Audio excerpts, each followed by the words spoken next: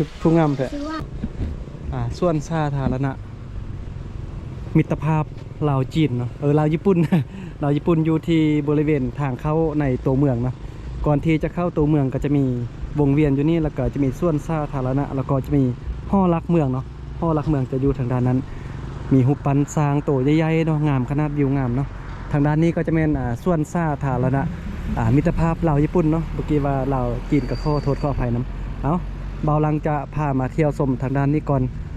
หลังจากเที่ยวชมทางด้านนี้แล้วเบาลังก็จะพาเที่ยวชมทางด้านห้อลักเมืองเนาะเพราะว่าทางนี้กว้างขนาดเดี๋ยวจะจอดรถจักรไว้นี่ก่อนนะเบิ่งรถจักรของเบาลังป้าเนาะเป็นกระเป๋าเป็นเครื่องน้ำกินแล้วก็มีน้ำมันแอดซังมาเนาะบริเวณนี้จะเป็นน้ำพุเนาะแล้วก็จะมีโต๊ะตั้งนั่งพักผ่อนอยู่นี่กินข้าวกินน้ำอยู่นี่เมื่อกี้เบาลังกับมานั่งกินข้าวอยู่นี่เนาะเบิ่งป้าทุกงามกันนะเป็นเดินกวางเนาะบรรยากาศคักเลยอันนี้มันยังเนาะนี่เป็นเดินแบบโอ้ใบมาออกกำลังกายคักเนาะเสียงกองเลยเวลาเข้ามาในนี่เขาเบาในเสียงมันจะกองเสียงสะท้อนมันนะโอ้เดี๋ยวจะพาขึ้นไปด้านเทิงคุณเบิ่งว่าเป็นจังได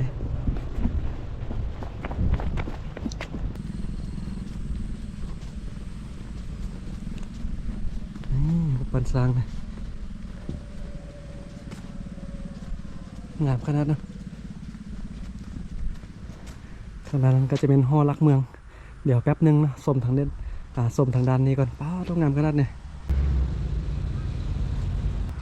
ป้าต้องแสงตะเวนมันย้อนมา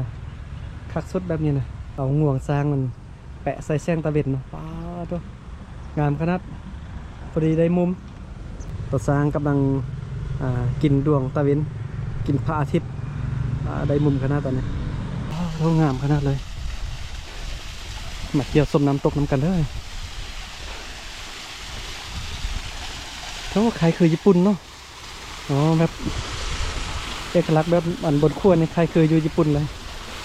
ด้านข้างก็จะมีน้ำตกงามขนาด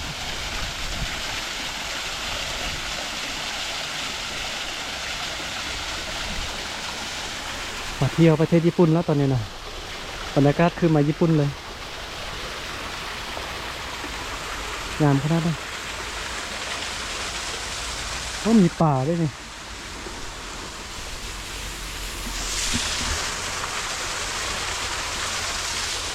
โอเคตอนนี้มาเที่ยวญี่ปุ่น บ่ได้มาเที่ยวสยบุรีละ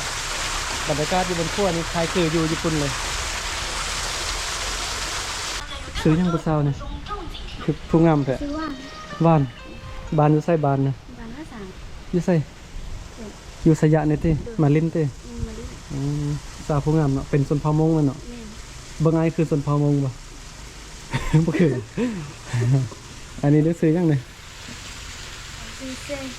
มาลิ้นเนาะจากปีละ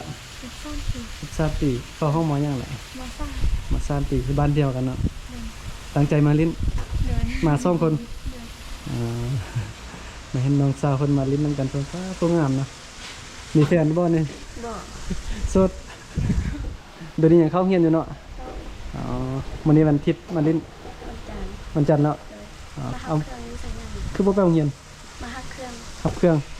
นึกว่ามาหล่อท่าผู้เบาเลยขับใจแล้วเลยเห็นน้องสาวบ้างงามเนาะอยู่สยบุรีว่าวิวงามแล้วผู้สาวยังงามกว่าบัดนี้ โอ้เมื่อกี้ก็เบาลังไปถ่ายรูปน้ำผู้สาวเนาะเมื่อกี้นะผู้งามขนาดเลยเบาลังเมาแต่ไปถ่ายคลิปน้ำผู้สาวแล้วก็ลืมว่าตัวเองมารีวิวอยู่ส่วนสาธารณะนี้เนาะมาเที่ยวมาชมต่อ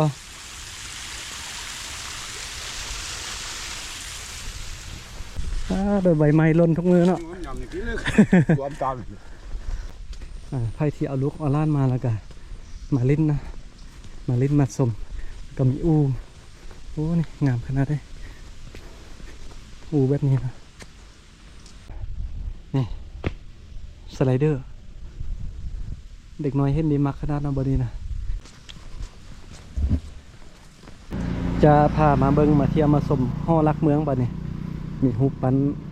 ตัวสร้างใหญ่ๆอยู่นี่เนาะอ๋อในบนนี้จะมีอันเดี๋ยวจะให้เบิ่งสอบถามและเสาสุดน่าจะเป็นอันเสาสุดแล้วก็มาถ่ายรูปอยู่บริเวณนี้เนาะเดี๋ยวจะพาเข้าไปเที่ยวชมว่าจะสวยงามขนาดใดเด้อพ่อแม่พี่น้องเนาะอยู่ตรงกันข้ามกับส่วนสาธารณะนะเมื่อกี้กับไปทางด้านนี้แล้วก็มาทางด้านนี้ต่อไปเนี่ยเดี๋ยวมาชมเนาะทุกคนนี่คักขนาดเลยเบิกหูปันตัวสัง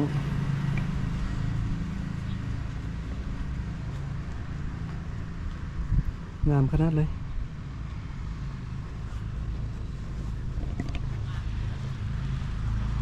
เดินอ้อมเที่ยวชมไปนำกันเนาะ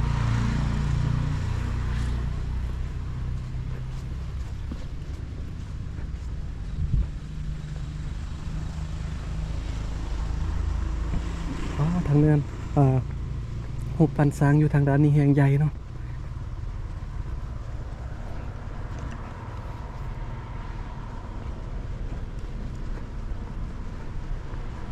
ใหญ่ขนาดเลย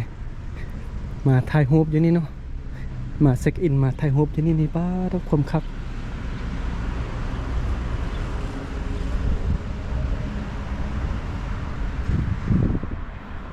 ทางด้านนี้ก็จะแมนวงเวียนนะเดี๋ยวจะแนะนำสถานที่อีกครั้งว่าอยู่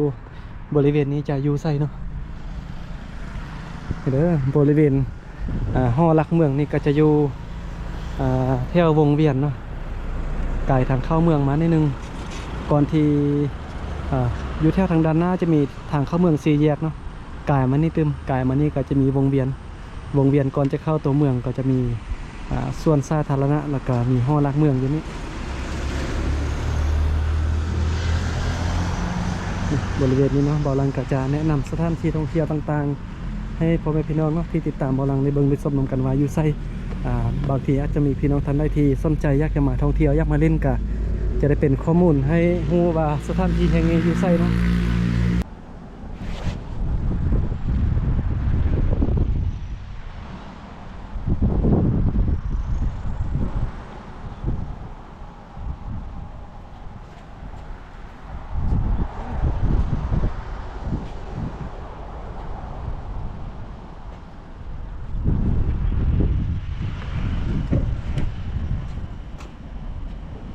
ปวดมาสั่ง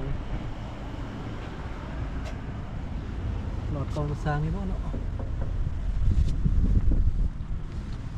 โอเคนะมาฮอดนี้คลิปนี้กับเบาลังกับข้ออนุญาตจบคลิปเพียงเท่านี้กันเนาะเพราะว่าจะต้องได้เดินทางไปต่อเนาะเบาลังจะ